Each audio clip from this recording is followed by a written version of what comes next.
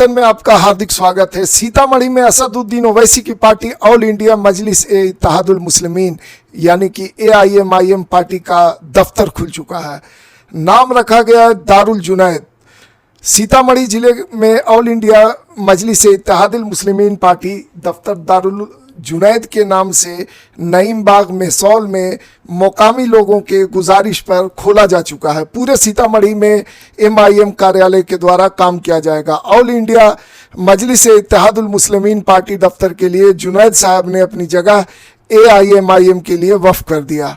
उन्होंने ये तहियात MIM के लिए अपने इस जगह को कार्यालय के लिए वफ़ कर दिया है। वो सीतामढ़ी के सम्मानित अल्पसंख्यक समाज के सम्मानित लोगों में शुमार किए जाते हैं और हर वक्त समाज के उत्थान के लिए काम करते हैं।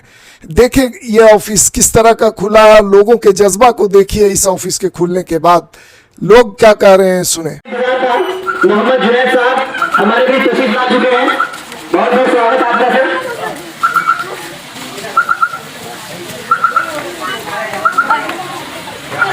बैठा रहो।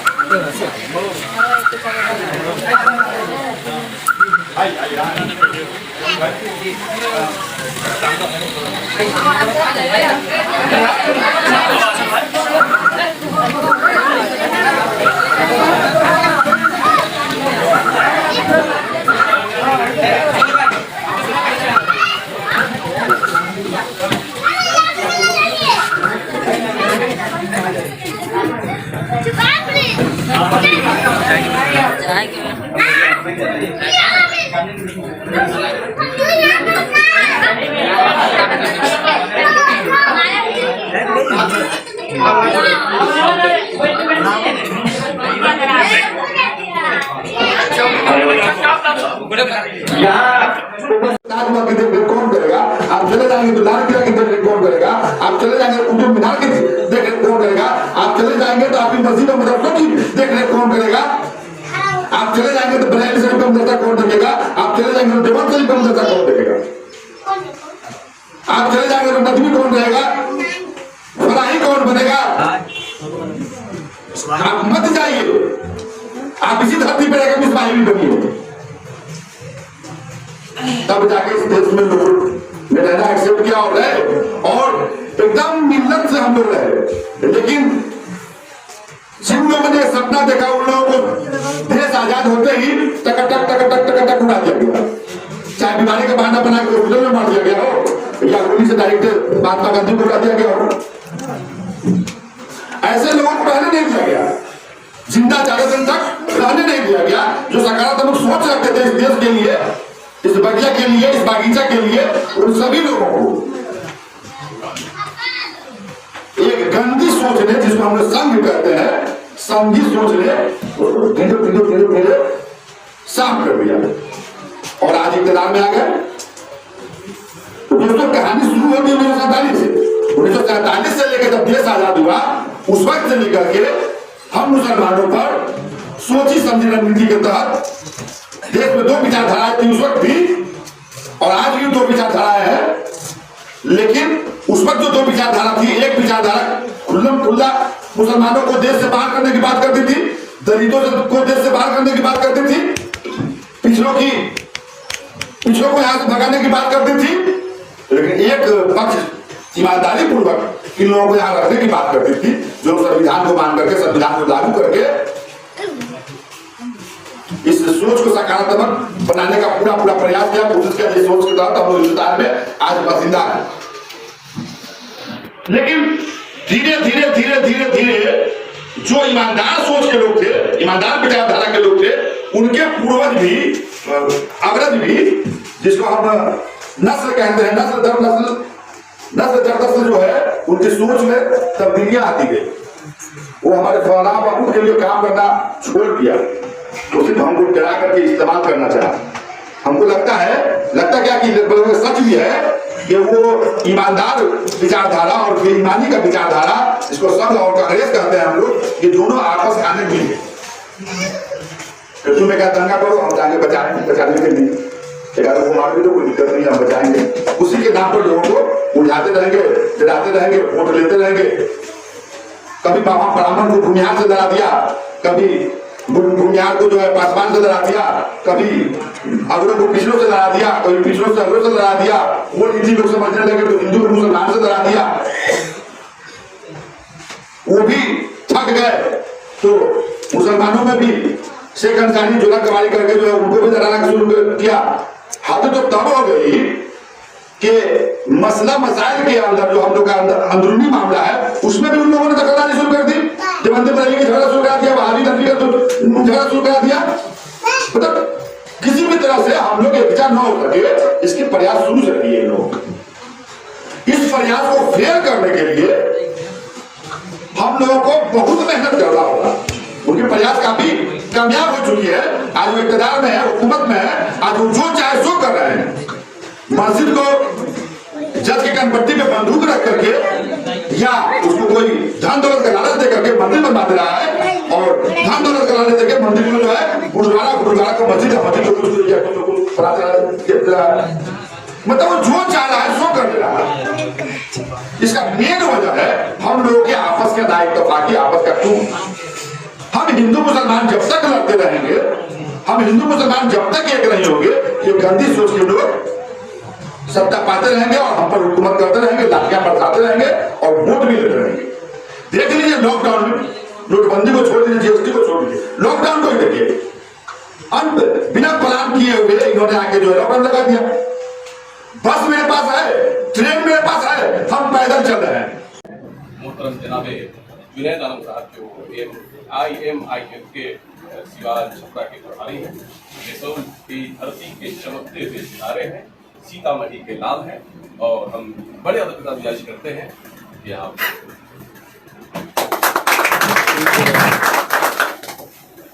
सभा की अध्यक्षता कर रहे जनाब गौहर साहब,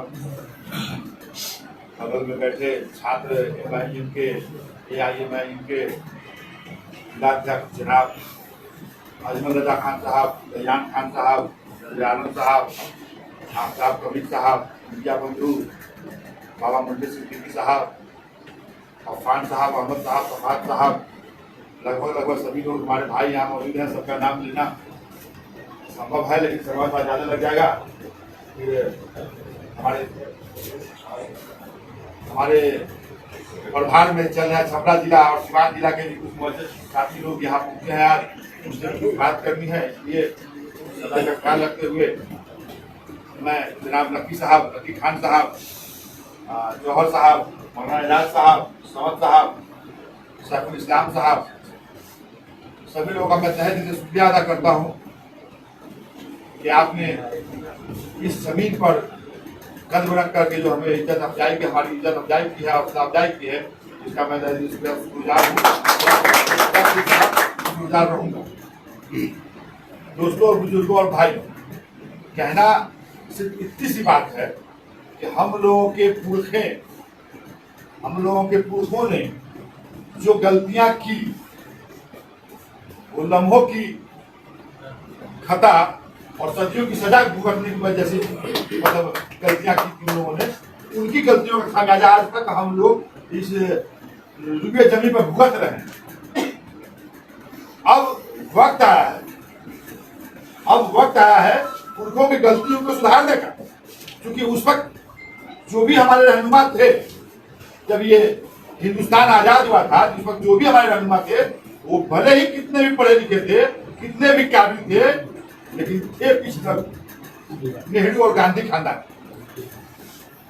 वैसे पिछलकों से पीछा छुड़ाते 70 साल गुजर गए, आज भी हमारे पुरखे उनका पीछा छोड़ने को तैयार नहीं है। आज भी जो हमारे बड़े जिंदा है इस जमीन पर, वो गांधी के पोता और बेटा की तरह अपने आप को समझते हैं, दामाद की तरह अपने आप को समझते हैं, इंदिरा के बेटा की तरह और राहुल के मम्मा की तरह अपने आप को समझते हैं। वैसे बुजुर्गों से मैं गुजारिश करना चाहता हूं कि तौबा कीजिए वैसे रिश्तों को, जिस रिश्ते में बरकत ना हो, जिस रिश्ते की वजह से हमारी नस्लें डूब पड़ रही है,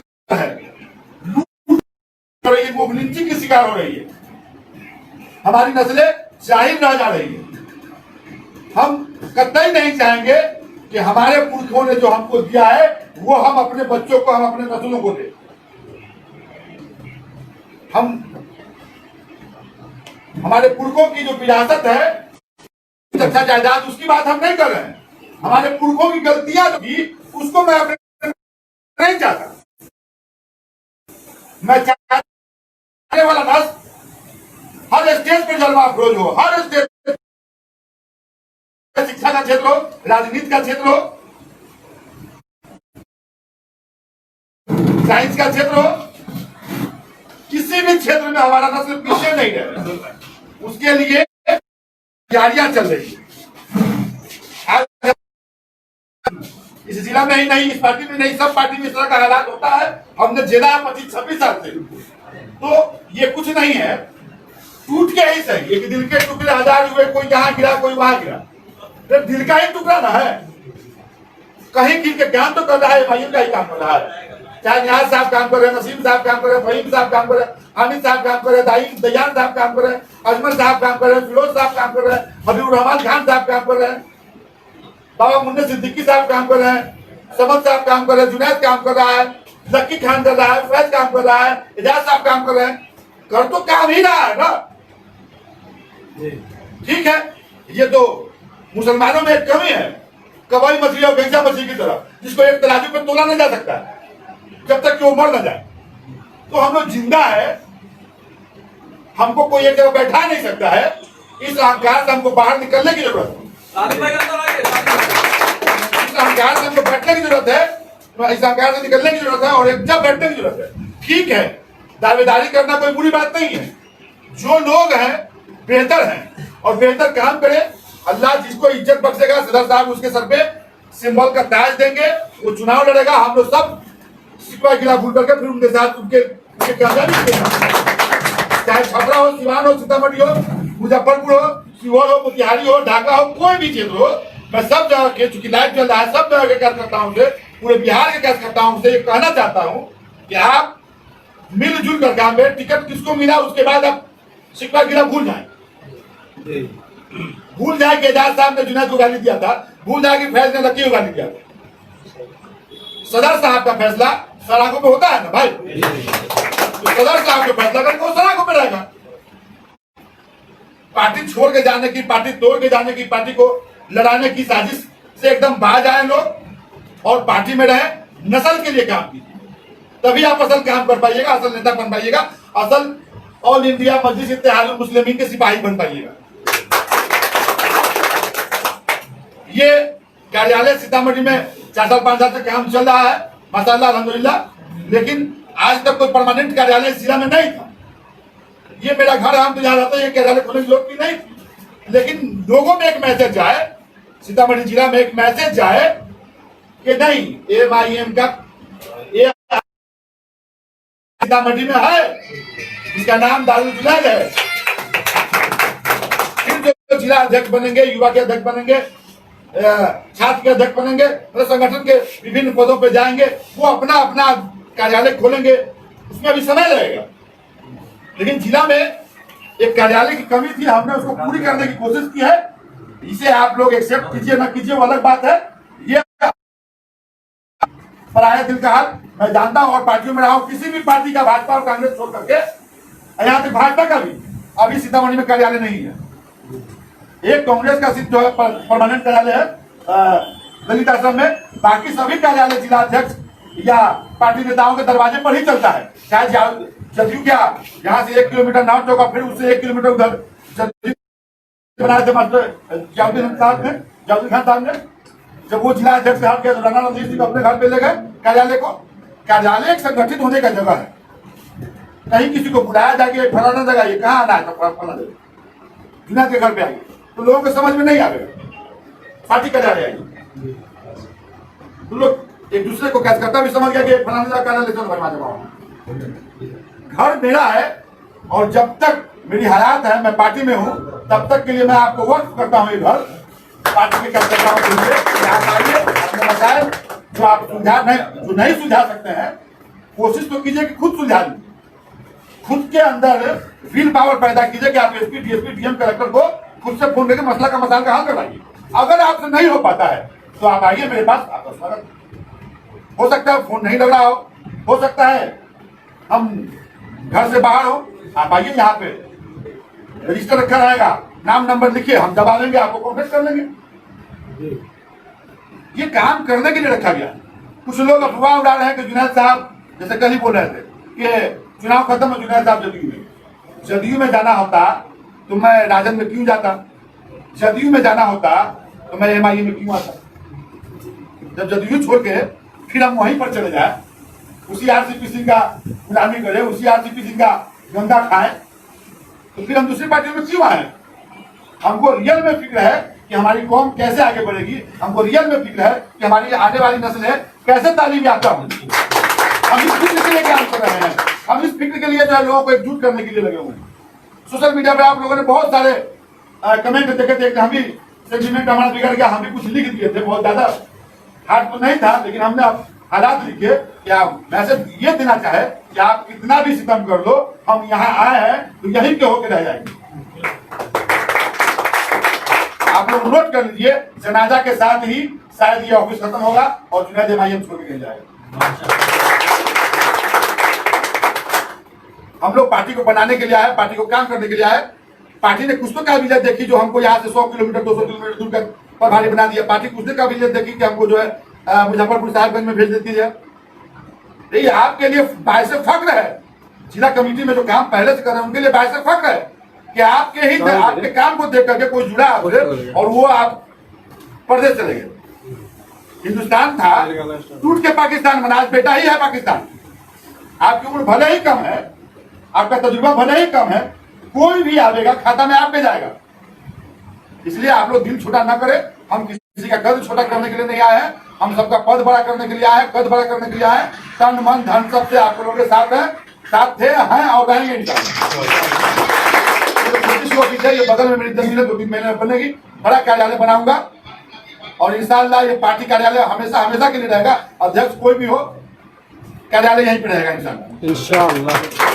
इसको कार्यालय के लिए कोई जगह देने किराया देने की जरूरत नहीं पड़ेगी, कुर्सी टेबल खरीदने की जरूरत नहीं पड़ेगी, दरी दादी बनाने की जरूरत का सर फट से ऊंचा होकर 4 साल आपने मेहनत किया, उसका फल आप लोगों को मिलने लगा। और रही टिकट की बात, तो टिकट सदर साहब, टिकट के मालिक सदर साहब है। छपरा सिवान और साहेबगंज मुजफ्फरपुर के का टिकट मेरे कलम का मोहताज है, लेकिन सीतामढ़ी का जो टिकट है वो अभी जो उबैदुल्लाह आजमी साहब, इंजीनियर उबैदुल्लाह साहब बने प्रभारी, उनके कलम का मोहताज है। इसलिए आप लोगों ने इतना देखा, कोई भावी प्रत्याशी लिखता है, कोई मतलब कन्फर्म प्रत्याशी लिखता है, लेकिन आज तक हमने भावी प्रत्याशी नहीं लिखा है, जब खुद को प्रत्याशी घोषित नहीं किया हूँ। हाँ, जब मैं राजद में था तो मैंने ऐलान किया था कि मैं बाजपट्टी से चुनाव लड़ूंगा। मैं परिहार से लड़ता, परिहार से कोशिश मतलब 10 साल से चल रही थी हमारी, कुछ हमारी अपनी मजबूरी थी कि हमने परिहार छोड़ करके यहाँ चले जाए। कुछ लोग कहते हैं निर्दलीय लड़के देख लीजिए, तो भैया मुझे जब निर्दलीय लड़ना होता तो मैं किसी पार्टी के बदल में क्यों आता। हम 2 लाख 4 लाख रुपया क्यों खर्च किए आपके संगठन में निर्दलीय लड़ने के लिए। नहीं लड़ेंगे, पार्टी से कहा आदेश होगा नहीं लड़ना, नहीं लड़ेंगे। हमने आपके संविधान को कबूल किया, आपके शपथ को कबूल किया, इसका मतलब ये थोड़ी है कि आपको छोड़ के बाहर भाग जाएंगे। हमने पहले ही कहा है, हम खुद को बनाने के लिए नहीं, नस्लों को बनाने के लिए इस पार्टी में ज्वाइन किया है। इंशाअल्लाह बना के इंशाअल्लाह। जिंदाबाद जिंदाबाद जिंदाबाद साहब जिंदाबाद जिंदाबाद जिंदाबाद जिंदाबाद जिंदाबाद MIM भी इतने काज करता है, जिंदाबाद जिंदाबाद जिंदाबाद। दोस्तों, क्योंकि समय बहुत ज्यादा हो गया है, बहुत सारी बात है दिल में करने को, लेकिन कर नहीं पा रहे हैं क्योंकि लोगों से बात भी करना है और 3 बजे का हम लोगों ने जो है ददरी प्रोग्राम रखा है, वहां भी जाना है। इसलिए मैं अपनी बात को यहीं पर समाप्त करता हूं और मैं चाहूंगा कि गौहर सिद्दीकी साहब अपनी चंद बात रखते हुए सभा की।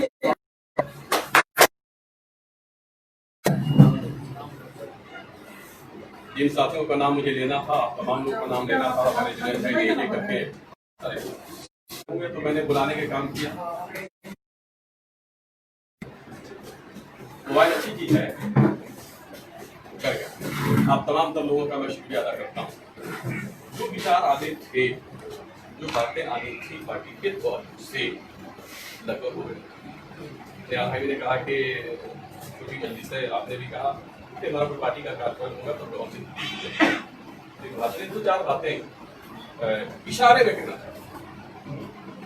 इशारे आपका नाम क्या हुआ सैफुल इस्लाम साहब के माथे पे टोपी, मुन्ना सिद्दीकी साहब के माथे पे टोपी, मौलाना एजाज साहब आपने भी कर दी। किसको इशारे के लिए स्टेज से नहीं कर सकता गौर।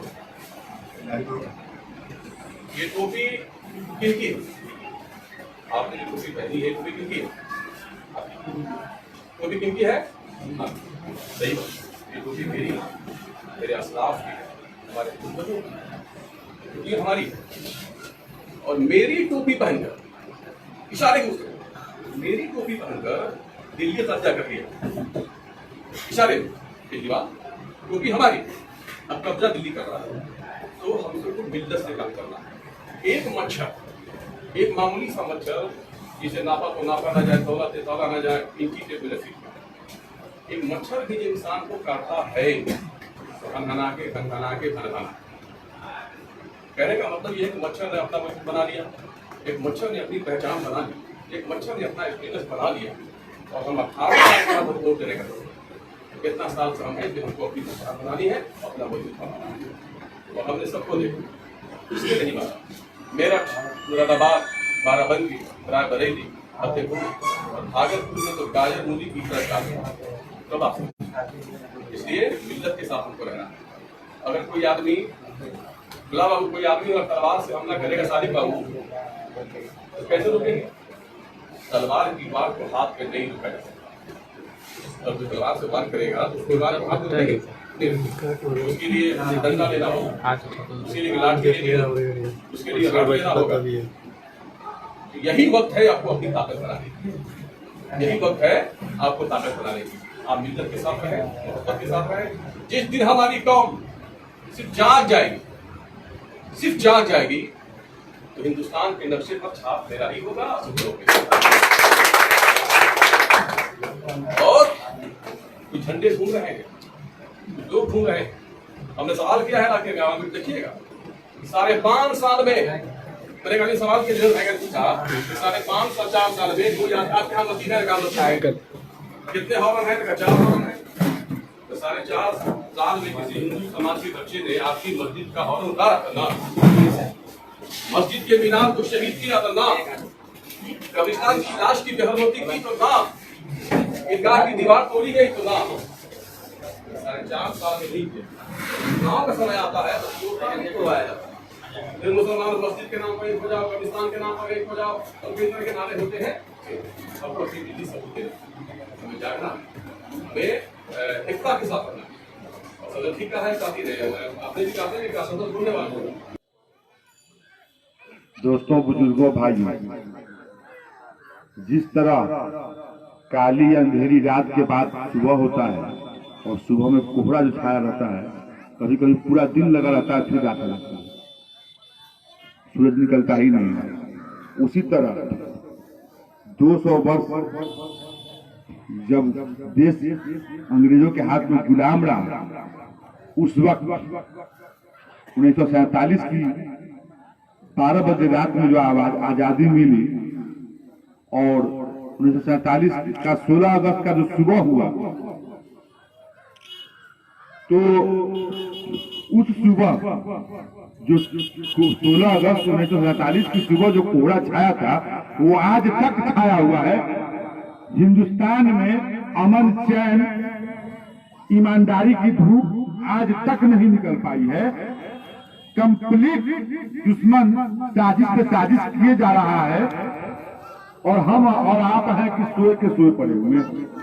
उन साजिश करने वालों के कदम ब कदम मिलाकर, साना ब साना मिलाकर हम लोग चल रहे हैं।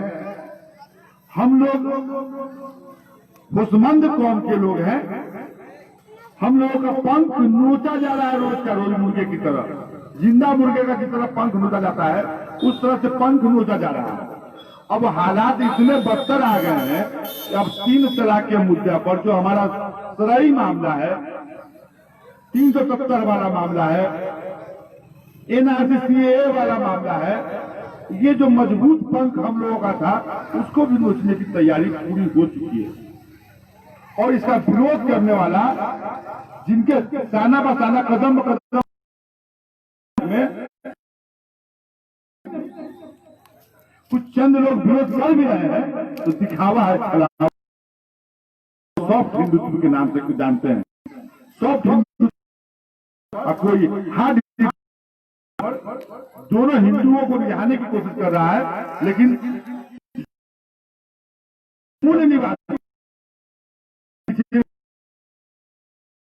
मुस्लिम उनको सब लोग सबको करारा जवाब देने वाले का नाम असदुद्दीन ओवैसी है।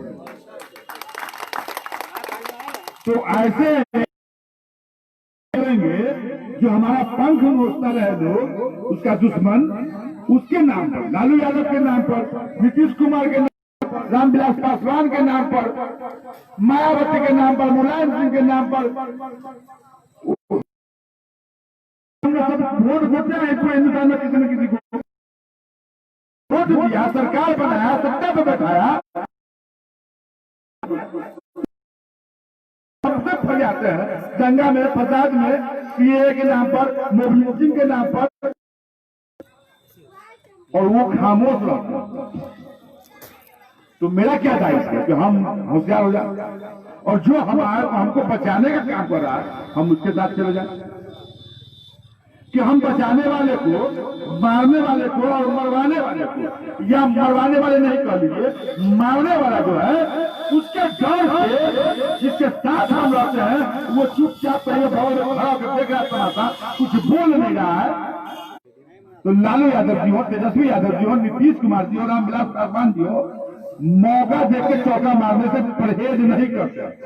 रामविलास पासवान जी कभी थे इनके साथ, लालू यादव के साथ, फिर कभी अकेले लड़ रहे। जिस वक्त आजम हुसैन अनवर चुनाव लड़ा था, उस वक्त हम ददरी पंचायत में कैंप था, जबार मुखिया के घर के बगल में कोई मदरसा था, वहां पे उसमें हम लोग आए थे, गली गली घूमे थे सब जगह।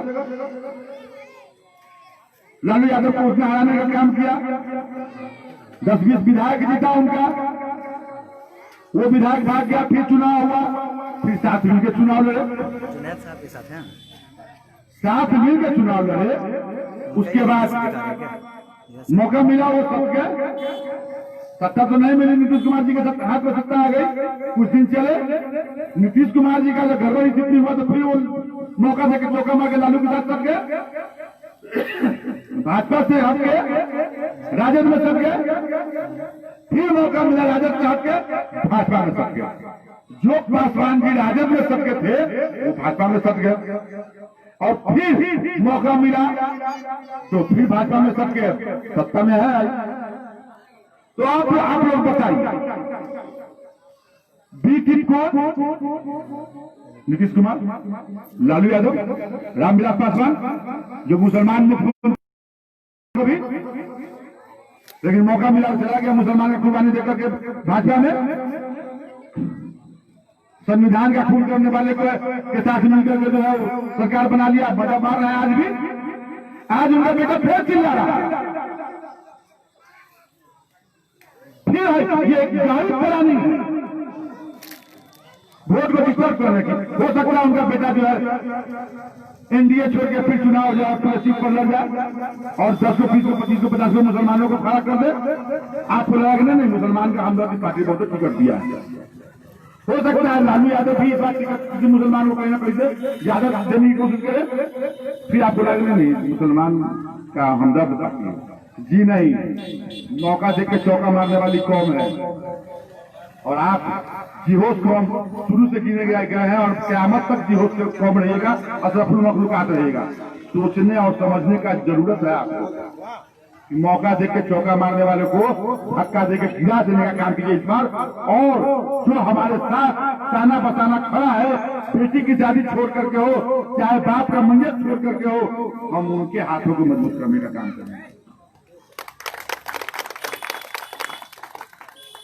ये सूरज जो है 1947 के से लेकर के 1920 तक जो है सुबह से शाम हो गई, कोहरा नहीं छटा, अब रात है, ये फिर सुबह होने वाली है, फिर सुबह होने वाली है। लेकिन कोशिश कीजिए कि ये, और दुआ कीजिए कि ये सूरज जो हो तो सुबह से ही फजर की नमाज के बाद जो सूरज के निकलने का समय होता है, आफ्ताब के तुलू होने का समय होता है, उस वक्त से ही मौसम साफ हो, साजिश मुक्त हिंदुस्तान हो, भ्रष्टाचार मुक्त हिंदुस्तान हो, चोर चुहार बनोल का जो है सफाया हो जाए, ईमानदार लोग चाहे किसी जाति धर्म कौम के लोग, ईमानदार लोगों का सत्ता पे कब्जा हो। ये मौका आपको हिंदुस्तान जैसे खूबसूरत संविधान से ही मिलता है। हिंदुस्तान जैसे खूबसूरत देश के खूबसूरत संविधान से मिलता है ये मौका।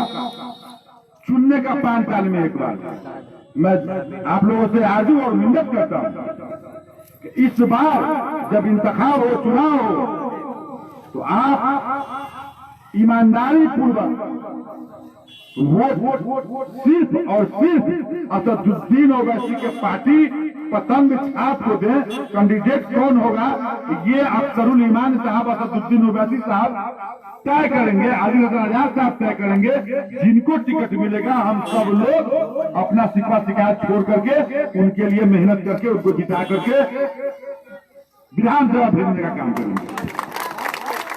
मैं नहीं कहता कि मुझे चुनाव लड़ना ही है, मैं अगर चुनाव नहीं लड़ूं तो मेरी जिंदगी तबाह हो जाएगी। जी नहीं, जिसके मुकद्दर में जितना रोटी लिखा है, जहां जहां का रोटी लिखा है, जिस खेत के गेहूं का रोटी लिखा है, उस खेत के गेहूं का रोटी खा के ही आदमी मरेगा। मेरे नसीब में नहीं होगा, हो सकता अगले बार होगा, उसके बाद होगा, हो सकता नहीं हो नस्ल को होगा। हम सत्ता के लिए नहीं जागरूक करने आया, टिकट जिनको मिलेगा वोट उनको मिलेगा इंशाअल्लाह। लेकिन हम इतना कहना चाहते हैं कि टिकट किसी को भी मिले और उसमें एक चीज आपको देखना है, चाहे किसी पार्टी को वोट दीजिए, एक चीज देखना है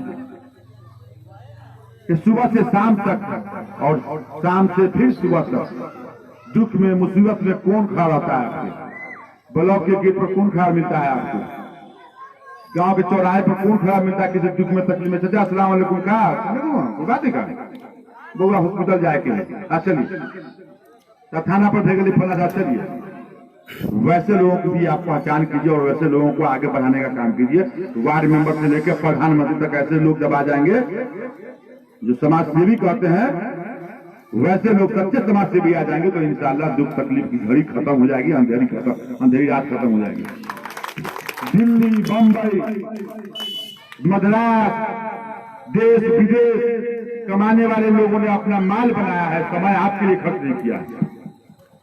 मैं नहीं कहता कि वो खराब है, लेकिन उन्होंने माल बनाया है। जो समाज में आपके बीच रहा है वो सबका त्याग करके बीवी बच्चा का डांट फटकार शुरू करके मदवा कमाए न जाए, मदवा जिंदगी में सब कुछ बर्बाद कर देंगे, इससे भेले उससे भेले, वैसे लोगों को नहीं चुनिएगा तो कल को थाना पर, ब्लॉक में, हॉस्पिटल में, जेल के गेट पर, कोर्ट में, कचहरी में, दंगा फसाद के वक्त में, अगलगी के वक्त में ऐसे लोग फिर नए लोग नहीं आ पाएंगे, उनका हौसला टूट जाएगा।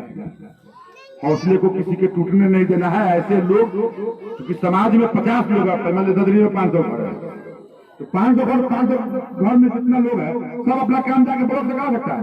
बहुत से ऐसे लोग मुखिया के अभी जाने में न जाते होंगे या अपनी बात ढंग से नहीं रख पाते होंगे, तो वैसे लोगों का काम करवाने के लिए समाज सेवक होता है। समाज सेवक, अब समाज सेवक का कई मायने हैं, उसमें भी आप पहचान कर लीजिएगा कि रियल में छोटा नहीं तो है, इस काम के नाम पर हम तो पैसा खाली ठग ले रहा है। कुछ नेता ऐसे भी होते समाज सेवी जो अपना पैसा लाएगा अपना काम कर देते हैं। मैं 25 साल से राजनीति में हूँ, हमको लगता है कि 2004 या 5 में तो यहीं पर हम लोग दिल्ली में आए थे घूमने के लिए, इनके कौम के नाम पर घूमने के लिए आते, पार्टी में छोड़ नहीं थे किसी पार्टी में। अनुराग साहब के लड़का के, तो वैसे लोगों को भी देखना है। कोई नेता का बेटा फिर नेता न बन के चला रहे, भाई तुम क्या काबिलियत क्या है, तुम्हें क्या क्या है। अब रंजू गीता विधायक है तो उसका बेटा विधायक बनेगा, रामचंद्रपुर में विधायक है तो उसकी बीवी विधायक बनेगी, तो उसकी बीवी किया क्या समाज के लिए, सिर्फ इसलिए बन जाए कि हम नेता के हैं, हम प्रधानमंत्री, हम बैरिस्टर के बेटा तो हम भी बैरिस्टर बन जाएंगे, और क्या ये बनिए। इसलिए बहुत सारी बात है, फिर इंशाल्लाह कभी होगा। क्योंकि अब आना जाना लगा ही रहेगा इंशाल्लाह। हमको टिकट मिले या किसी को टिकट मिले, कन्विंसिंग में तो आना ही है। पार्टी के लोग तो ईमानदारी से काम करेंगे। और ठीक है, फिर अजान के बाद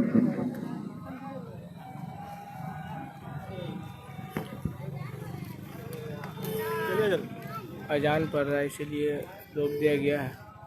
सब लोग नमाज पढ़ने जाएंगे।